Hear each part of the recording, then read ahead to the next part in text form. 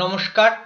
জিএসটিআর 3B file করার সময় যদি আপনাদের সামনে এরর দেখা দেয়, জিএসটিআর 2B in this return period is not generate, অথবা পারচেস আইটিসি যদি জিএসটিআর 2A এবং জিএসটিআর 2Bর মধ্যে ডিফারেন্স আসে, সেক্ষেত্রে কিভাবে সঠিক পারচেস আইটিসি ক্লেম করে আপনারা জিএসটিআর 3B ফাইল করবেন, এই ভিডিওটিতে আপনাদের দেখাবার চেষ্টা করব।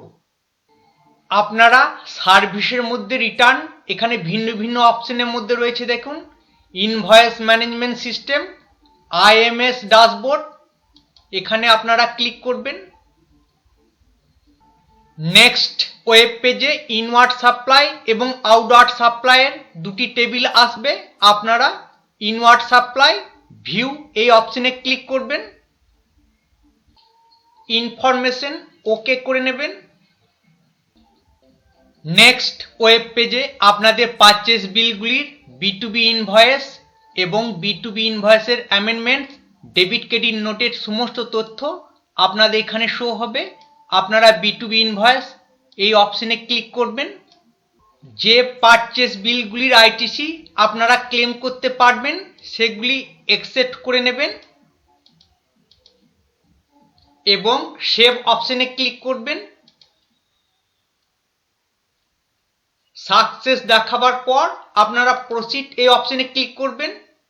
নেক্সট আপনাদের কম্পিউট জিএসটিআর 2B এই অপশনে ক্লিক করতে হবে এবং এরপর আপনারা এগ্রি অ্যান্ড কন্টিনিউ এই অপশনে ক্লিক করবেন। জিএসটিআর 2B তে সঠিক পারচেস আইটিসি আসার পর আপনারা যেভাবে জিএসটিআর 3B ফাইল করেন একই পদ্ধতিতে জিএসটিআর 3B ফাইল করবেন। দেখুন জিএসটিআর 2B থেকে সঠিক পারচেস আইটিসি জেনারেট হয়ে আসবে।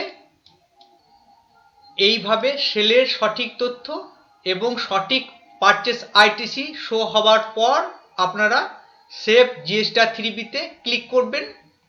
জিএসটিআর 3B ডিটেল সেভ সাকসেসফুলি দেখানোর পর আপনারা জিএসটিআর 3B ফাইল করবেন। ধন্যবাদ।